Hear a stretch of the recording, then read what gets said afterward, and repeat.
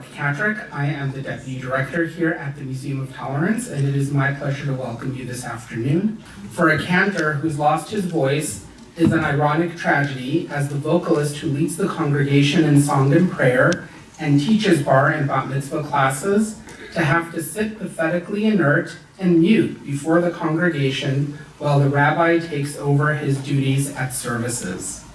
The shock to Ben's system comes when Carla O'Connor, Ben's elementary school music teacher, re-enters his life to pursue her long-stymied desire to reconnect with her Jewish heritage and to have a bat mitzvah.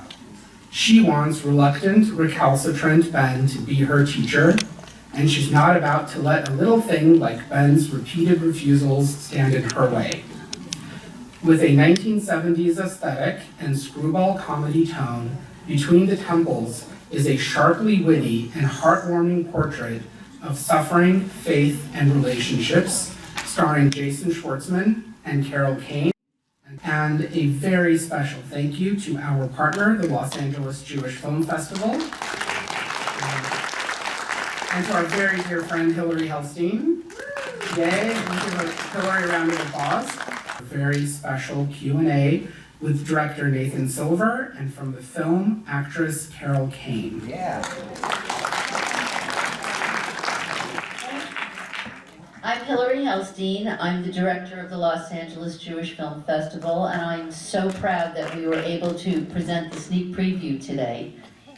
I'd like to thank Lorraine and Mark at the Museum of Tolerance, Michael Barker and Tom Bernard at Sony Pictures Classics, Ziggy, or Dear Ziggy, at Block Cornbrot, and Aran Polishek at Chapter 2 Films for making the screening possible today.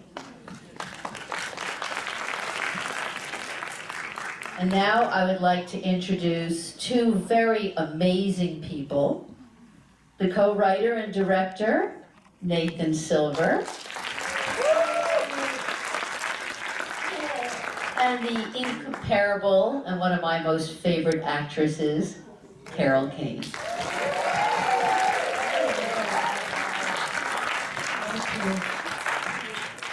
I have to commend you both on this beautiful, complex, funny, and witty film. It's just marvelous. Thank you. Thank you.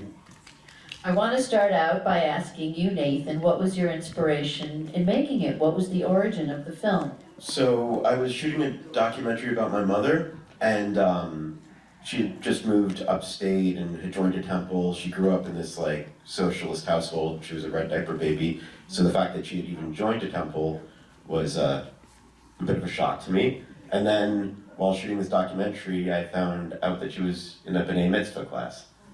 So she didn't end up getting her bat mitzvah, but she's still part of the temple. It's actually the temple that we shot in. But I relayed this story to a friend a few weeks later, a publicist on a bunch of my movies, Adam Kirsch, and he's like, oh, that's a movie. You need to do a movie that's like a riff on Harold and Maude, where like this late in life bat mitzvah falls in love with her, her cantor, or her rabbi. And that was in 2018, and I had no idea what to do with that. And then, COVID hit, and Adam kept pushing me to write it. And I enlisted the help of my collaborator, Chris Wells, C. Mason Wells, who's the co-writer, who hates Harold and Maude. And he does. Oh, Yep. I'm glad you didn't tell me that before. I know. I would have spoken to you. I know. I love you. I know. So he's also a goy. So he's like, it was all the right reasons to get him involved in the project. And then we basically took it from there and started examining what we could do with our version of that type of story. And it turned into this. That's great. Where did you shoot it? We shot it around Kingston, New York, upstate New York. Lovely, lovely town. That's great. Okay, Carol, who was the inspiration? I mean, I'm going to talk about Carol's character, Carla. Who was the inspiration? You talked about, let me rephrase this. You talked about the inspiration for Carla. Who was the inspiration for Ben? Was he also based on a real person? Ben came to us, started thinking about this musician that both Chris and I love, David Berman. The movie's co-dedicated to David Berman and to Joan Micklin Silver, who's another spirit who hovers over this movie in many ways, including having given Carol that incredible performance and that incredible role in Hester Street. But so basically, David Berman, he was in this band, Silver Jews, and Chris and I used to listen to his music a lot when we were writing, and he actually took his own life right before we were going to see him in concert, and so we were like, his spirit, kind of this depressive singer, kind of entered into who Ben would become, I suppose. Also very much like questioning faith, always in a crisis of faith, David Berman. Interesting. Well, this is a beautiful tribute to him. Yeah. On that note, I read a beautiful interview between you and Carol. I mentioned it to you in the lobby. You said the film is a heartwarming portrait of suffering, faith, and relationships. Carla connects him with humanity, and he reconnects her with faith. She represents freedom and passion, and he represents expectation. Can you expand on that? Wait, I said this? I don't even remember saying this. I guess Brilliance comes you don't remember. I don't know if I can expand on it. How can I put it any better? Well, I'd like to offer you both an opportunity to talk about that concept then. The concept. The concept of, Oh, that we. okay, your character represented freedom and passion, and he Right. represented expectation. You know, we're just people, and we connected. I was at a point in my life, Carla, where I had a profound need to follow through with something that I dreamt about since I was a little kid, and my parents wouldn't let me do it, and then my husband wouldn't let me do it. And even now, when I decide to do it, as you just saw, my son makes terrible fun of me for wanting to do it. But I'm gonna go ahead and do it anyway. I'm gonna follow my dream. And I think that inspires Ben to some extent to come out of his funk. It inspires him to think that maybe there's something to live for, I think. So I think we each give each other hope. What do you Yeah. think, Nathan? Oh, absolutely. And also, I mean, if you look at Carla, basically brings back this past to Ben when he was happier times she represents. And I think her spirit in the movies. That was his teacher when he was little. You know? Yeah. When he was little Benny, when he had a lot of hope, you know. A big smile. So I think that there's something about that, and that's like Carla's spirit, that's what we use that as like, that's why we shot on film. We wanted it to represent like the analog quality of her nature, the warmth that I feel like is lacking in, HD, and so it's cold. So she's this force of warmth. And it's like any screwball comedy, you have this character who comes and opens up an uptight character. That was the idea. Shakes up their world. Shakes up their world a bit. But what I also love is the story you just told us, that the Ben character is based on somebody that you followed, and then he died. Yes. And now you've given him another life, and you've created a character that gave him a reason to live. Yeah, that's true. I never even thought of that. I'm here to help. I know, thank you.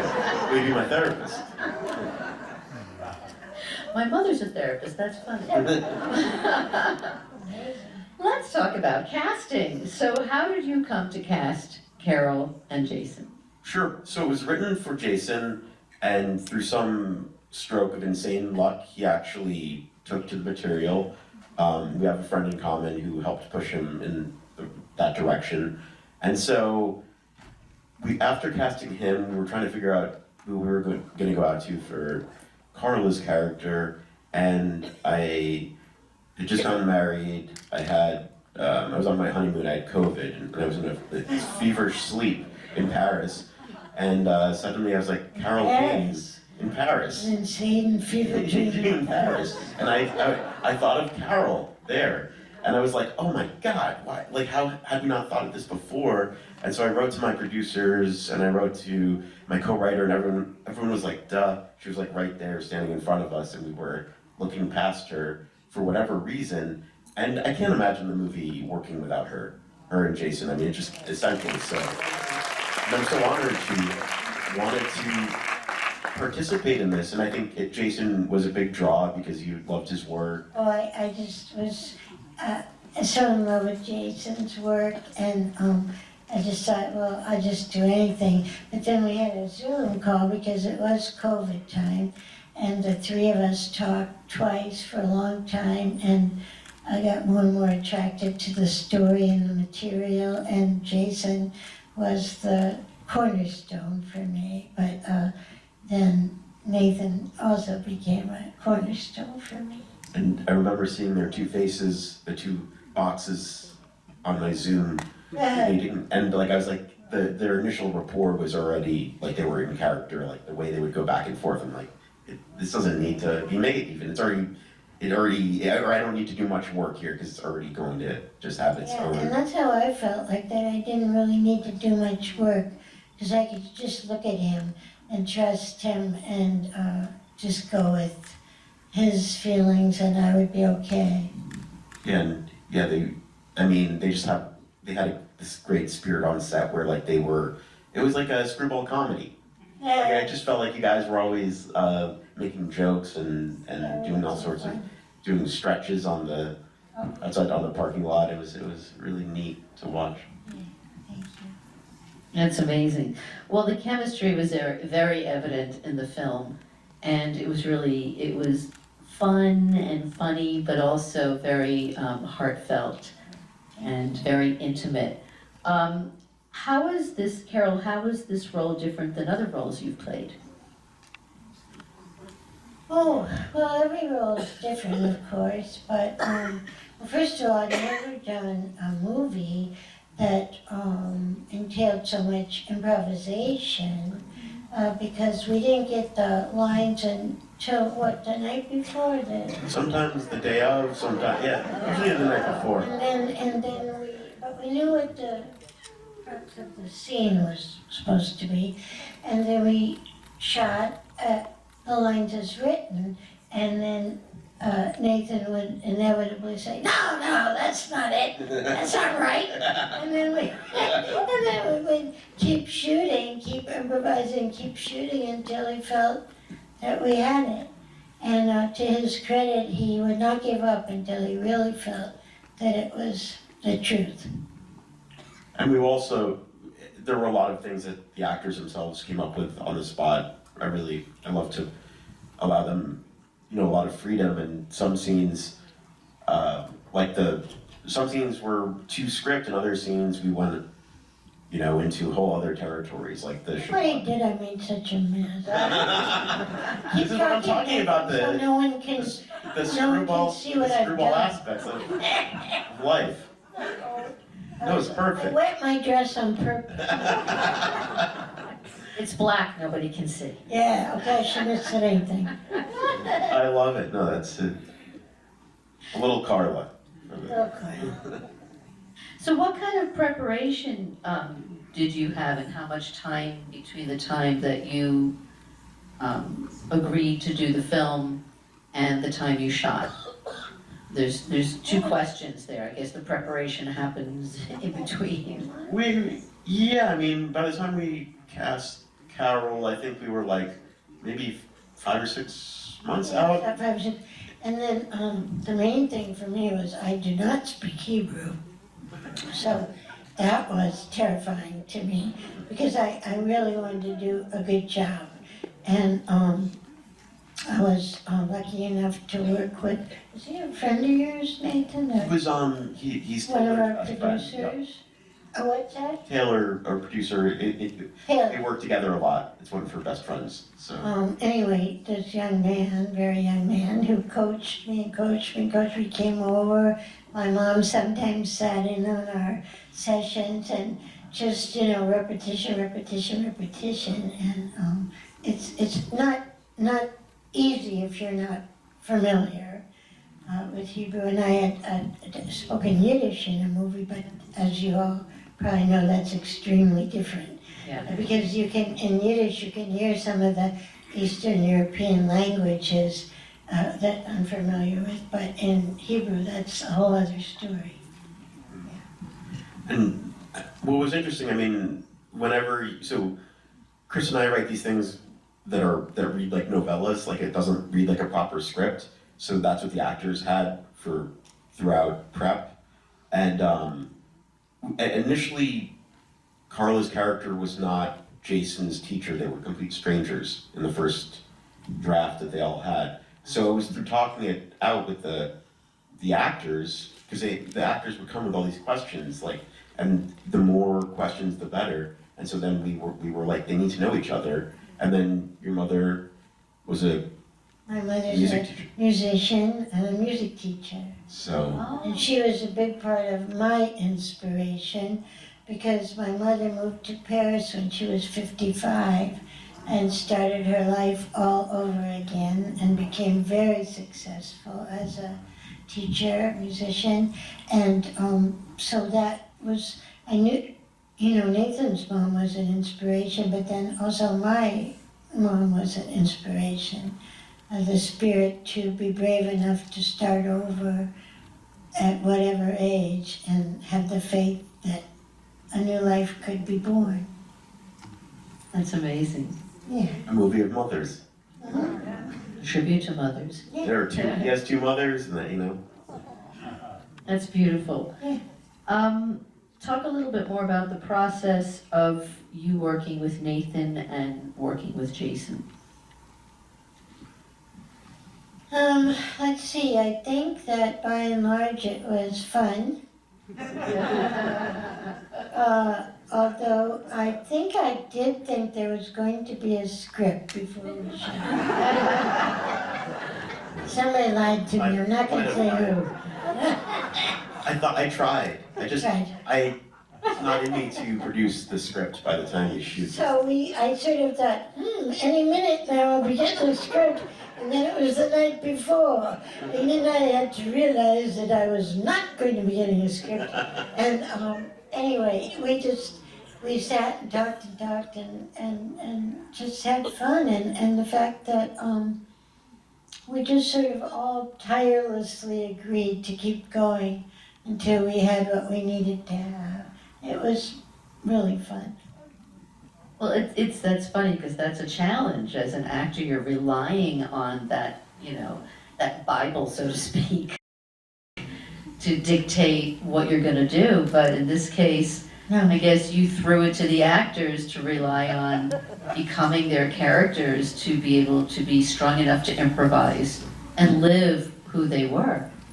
And we were constantly changing. We were just changing the story throughout, like the weeks prior to the shoot. So by the time we were shooting, that's when we were scripting the pages. Chris would go off and write the dialogue, and then I would fine tune it together and then hand it to the actors, like after each day finished. Yeah. Oh my gosh, that's difficult. It's kind of nuts. Challenge. It's a He's having a challenge. good time. He's laughing and she's cringing. It was a challenge, but it was just a really good one to deal with. What other challenges were there aside from that? I mean, I think every film set it comes with the usual. There was no COVID, luckily. We had 18 days to shoot, so it was a very Short. period of time.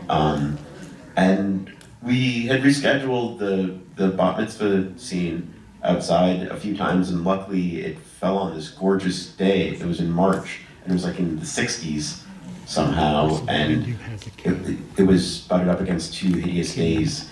So how that turned out, just because I love all of the actors in that, and I love the feel, and I think Carol's incredible in that scene, and Jason, and Robert Smigel plays a rabbi, and Maddie Weinstein who plays Gabby, just, and Caroline Aaron, and all. I mean, like, I just think it's, everyone's really, I mean, just going for it. Yeah.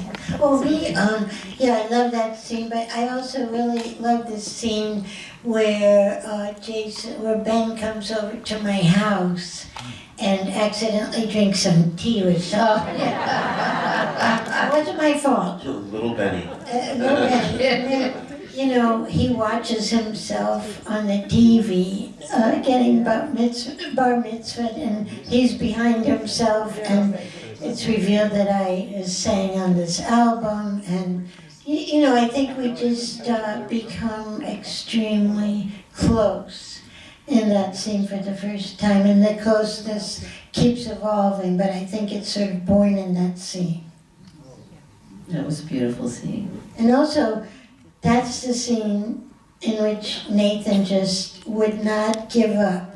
He just was saying, "That's not it. Nope, that's not it." And he just kept going. Am I right? Yeah, well, we had to Kept rewrite going, that scene going, multiple going. times, yeah. And I on the think day it of. was well worth it.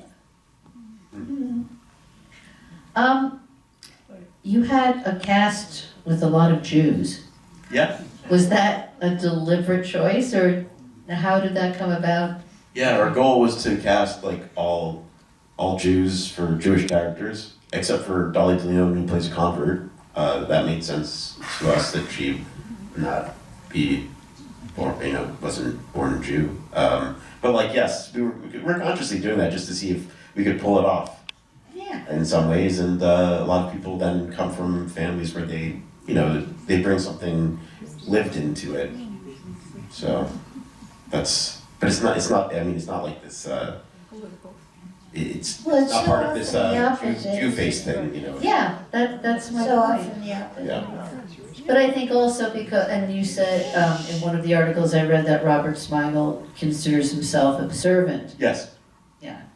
So it's interesting, and you talked about having to learn Hebrew. I don't know Hebrew either. I didn't have a bat mitzvah, so Oh, you didn't have one? I didn't either. I was so I think now it's popular. Yeah. Oh yeah. I was at then. I was at a screening in Long Island last week, and 3 women in the audience came up to me afterwards. They'd all recently had their bat mitzvahs. They were in their 60s. See, you're inspiring a whole generation who got left out. No, we had sweet 16s. That's how you made, that's how you got your S-chain bracelets.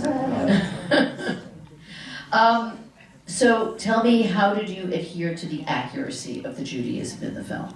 Did you have consultants? Yes, so the coach that Carol was referring to, Jesse Miller, he comes from like a lineage of rabbis actually, and when he's not producing movies, he actually tutors kids for their bar and bat mitzvahs. So it was kind of a perfect co-producer to have on board, and he helped all the actors with the Hebrew, and we also, when Chris and I were working on the initial treatment for the movie, we were in touch with the rabbi. Some of the things were also very funny though, like playing golf in his office. Oh yeah. So, These are taken from an intimate show. Not a kosher one though, he makes it very clear. Robert's rabbi told him he had to say that line, and it makes that scene so much funnier. it was funny, there was just, this is my second time seeing it, so you should all go see it again, by the way, because you'll catch so much more. There is I even sitting we sat in for the last 10 minutes or whatever, and there's so many lines off screen that you could miss so easily. It's just like, yeah, I guess it is worth seeing many, many times. Talk about, okay, so you were talking about your favorite scene was the Shabbat dinner scene, which was very complex. So talk about that. How much was scripted versus improvised? So there were multiple versions of the scene. There were 2 scripted versions of the scene. There was the one that the actors had read prior to shooting, and then the day of the shoot, there was another version. And we were all just discussing like what the scene should be, and each person was defending their character and what their character would do. And because we couldn't come to an agreement, we just shot it both ways. And then we shot another version with the telephone game that Jason came up with.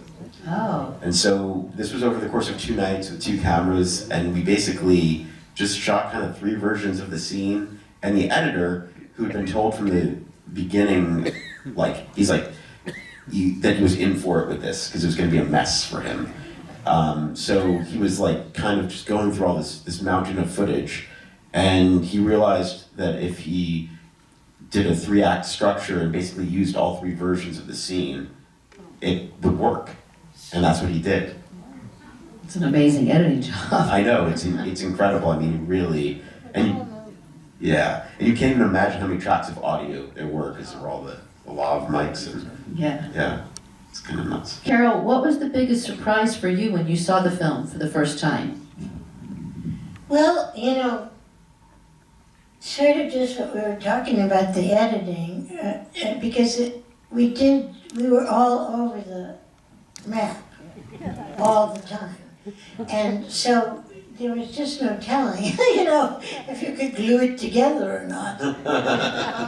And so I just thought the editing was brilliant, and our DP was so extraordinary because since we improvised so much of it, he just had to sort of be another character in the movie with us and know where to be without any warning, and be fluid like that, which is a lot of DPs can't work that way. They're not that spontaneous. Yeah, Sean is like another actor. He really is. He's definitely. just reacting at all times to the. And so, I just was really, I have to say, which I don't say usually, but I was extremely pleased with the outcome of it. Because I had no idea, because we shot so much and so many different versions of everything, that I just had no idea what it would come out to be, and I'm very proud of what it's come out to be.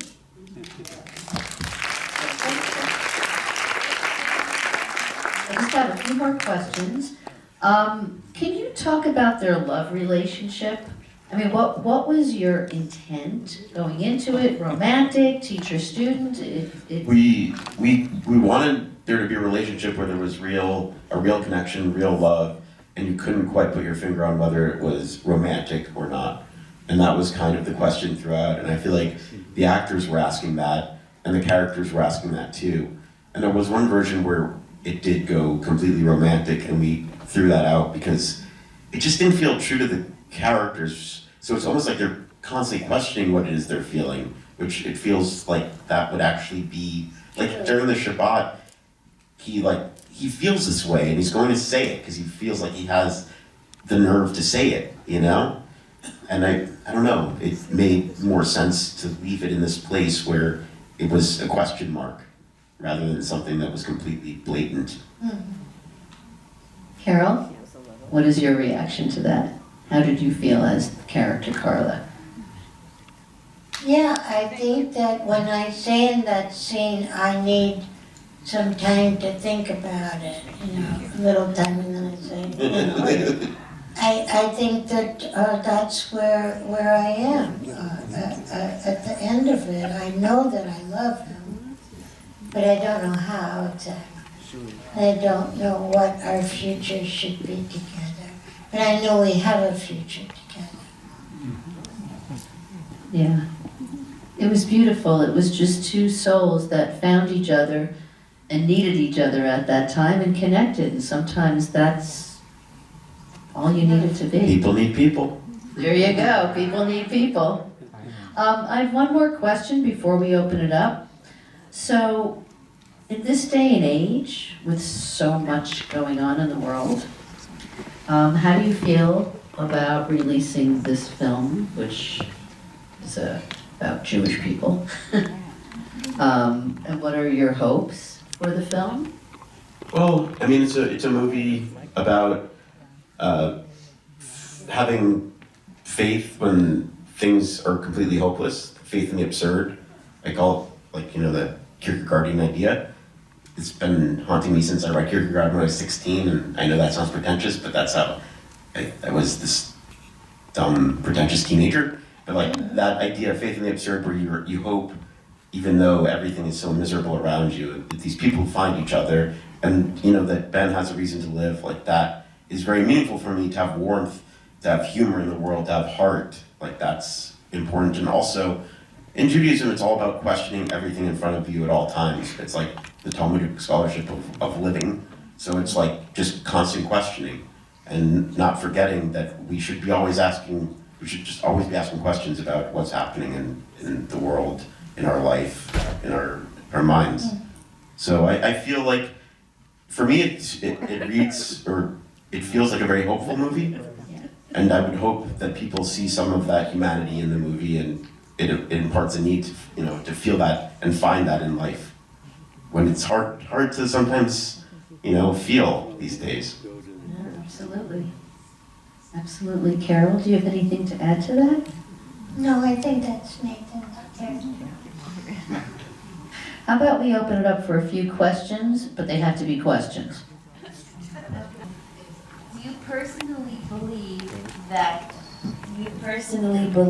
that age difference doesn't matter in true love? Who are you asking? Both of us or? I mean, I think people love who they love. I agree. I think if you can find love, the details don't matter that much. That's great. Well, I want to thank everybody for coming. You are so nice. It opens in 600 theaters, including Los Angeles, on August 23rd. It'll be opening at the Royal and in Burbank and other places. Be sure to tell all your friends to go see it and come out and support these great people. Thank you so much.